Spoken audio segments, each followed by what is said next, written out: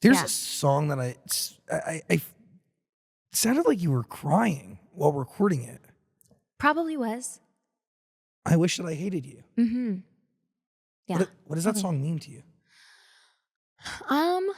It's one of those that I'm so glad that feeling is captured on this album, but it's one that I won't listen to probably or sing live probably.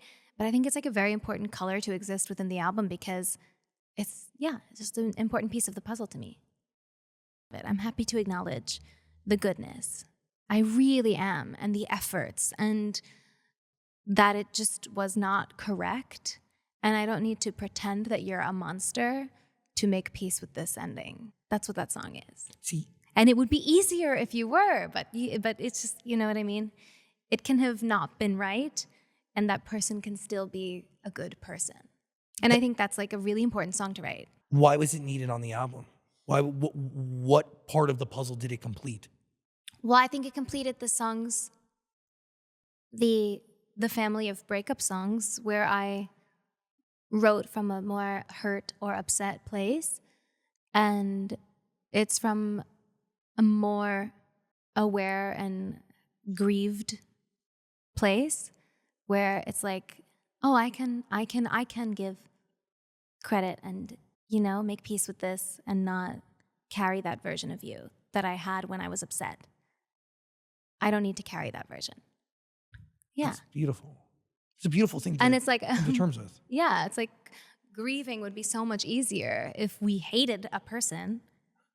It's like good riddance. But no, capturing the complexity of like what happens if I don't is imperative, I think. It's protective as well. How so? Exactly what you're talking about. I think people perceiving it and thinking something about these are just songs, but the way people sensationalize things, you know, it's protective as well. Was there a moment where you realized that this album has the ability to take on a whole life of its own that you can never even really imagine? Because it does. Like every piece of art has the ability to be bigger than one person, right? Mm-hmm. And live a life of its own.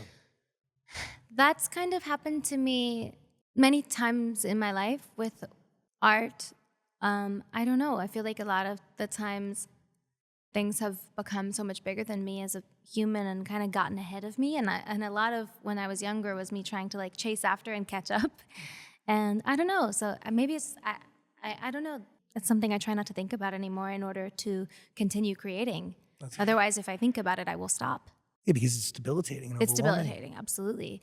I try to keep it from my brain as much as possible so that I can continue.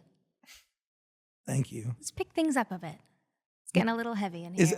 I'm sorry. It's all right. Not your fault. You didn't write the album. Go on. I'm aware. Go on. I can take it. Oh, boy's mine. I made this bed.